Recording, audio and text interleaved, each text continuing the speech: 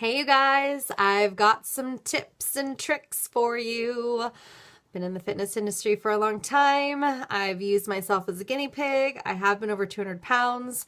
I am not one of those people that is just consistently naturally skinny. I do have to work for it a bit. So if you find yourself in that same situation and you need some help, I'm going to go ahead and do that for you right now, just giving you all the best things that have worked really well for me. And then of course, you just really have to pay attention to yourself and what works really well for you. But I do hope that this helps you on your journey. So my first tip is the 80-20 rule, where you eat clean 80% of the time and the other 20% you have fun. I don't know about you, but for me, if I get way too strict or I try to do things way too extreme, then I go all the way in the opposite direction and I end up falling off the wagon and like completely pigging out and just going crazy because I was too deprived, and I also don't really like people telling me what to do or just being too strict with myself. So for me, in my lifestyle, I like to be able to have some fun. So that's where my 20% comes in, and it makes me feel really good. Now, when the ratio starts to get off a little bit, maybe it's more like 60% clean, 40% not so much, I start to feel pretty crappy, and I start to gain weight. So for me, the 80-20 rule has worked really, really well, and it allows me the space to like live my life and be able to go to weddings and barbecues and, you know, family dinners and be able to have a little fun 20% of the time. So that has worked really, really well for me on my journey. So I wanted to pass that along to you. The next tip I have for you is water. Sometimes when you think that you are hungry, you're actually thirsty. Water is so vital to our existence. We're made of 60 to 75% water, and we need it to flush our system, to help us detox and clean out the system. It is needed for pretty much every cell function out there. So if you're not drinking very much water, I would definitely up your water intake until you can get to about 100 ounces of water per day, which is a really good general rule of thumb. But again, I'm not big on extremes because I think that's when you fall off the wagon. So if you're currently drinking like 40 ounces of water a day, then I would up it to 50 or 60 and just be really slow and gentle with yourself. But it also decreases your appetite. So water is super, super important. Let me look at the next one. Oh, sugar. Holy moly. So we just had the holidays, which is like Sugar Party USA. And yeah, so let's talk about sugar and what it does in your body. So when you eat sugar, it releases insulin, which is the fat storage hormone. So when you're eating sugar, it's telling your body to store fat. So, well, as long as your body's not using it. If you're only eating a little bit of sugar and your body is needing it, because we do need some sugar. We just live in a sugar surplus society, and so when we have all this excess sugar in our body, then it turns into fat. Not to mention, sugar is really hard on your body. It can be pretty toxic and pretty nasty stuff. So pay attention to how much sugar you're eating.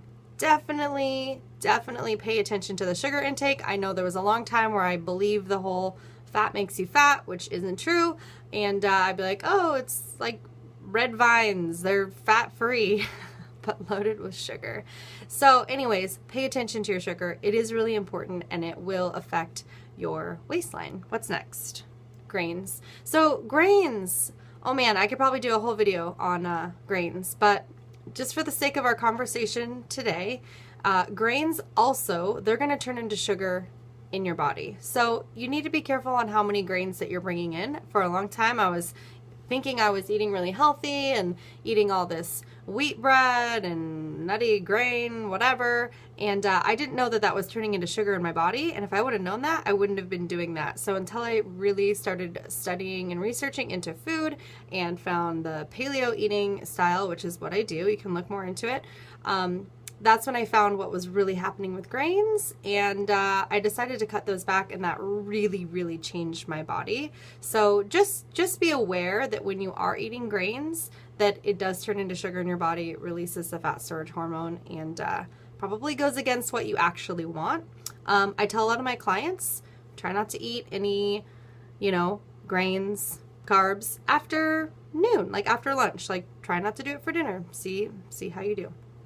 Okay, so next. Oh, this is a big one for me. So for me, and this might be different for you, When I eat late at night, number one, I don't sleep very well when I eat too late, too close to bedtime, and it really makes me gain weight. So your metabolism is running the hottest in the morning, and then it starts to trail off. So when you're eating a really big dinner or you're eating late, it really sticks with you and your body's just not burning as fast. So for me, if I eat late, I gain weight. You may be different, but I just want to throw that out there because that's something that when I changed that, when I tweaked that little thing, it really helped me. And when I fall off the wagon and I start eating late again, I absolutely start gaining weight. So I wanted to throw that out there.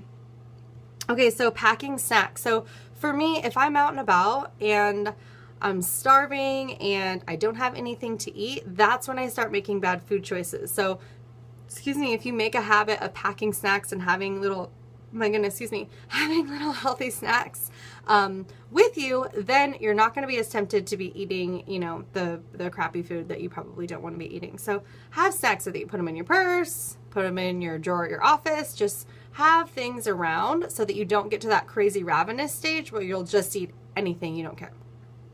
Okay, so next up is food prep. This is a really big one. So I know some people on Sundays, they'll cook like a bunch of food, they'll freeze some of it. I don't do that every week, but I definitely do try to cook in bulk so that when I do have a healthy meal, it will last me more than just that meal. So if I'm making something, I typically double it so that I have extra, because that's another thing I run into.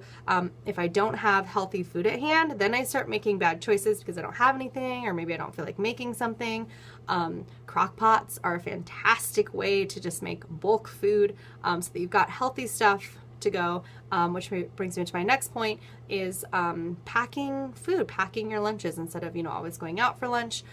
Actually just packing your food, doing a little pre-planning, maybe doing it the night before so that you're ready to rock for the next day.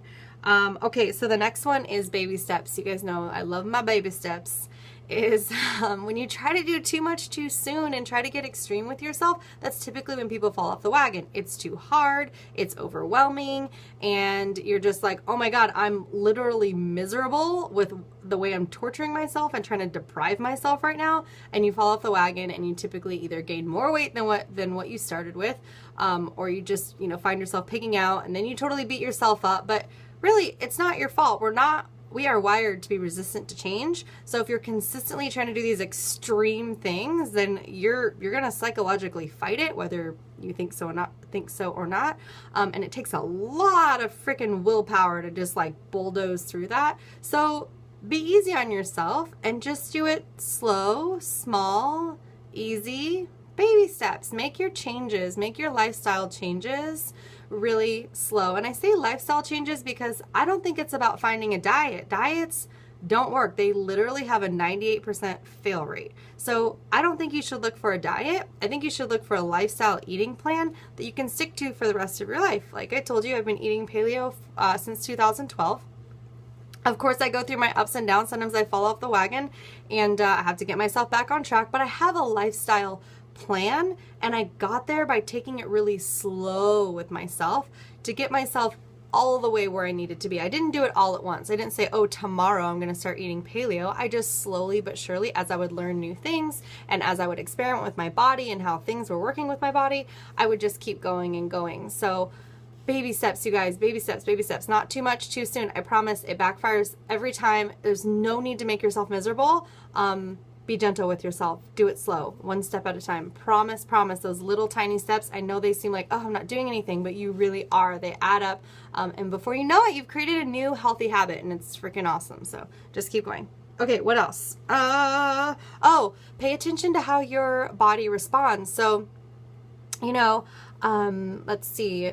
When I'm eating gluten these days, which granted there's a lot more gluten in food than what they used to do. That's why there's so many gluten intolerances now, because they've upped the gluten by like 500% or something ridiculous.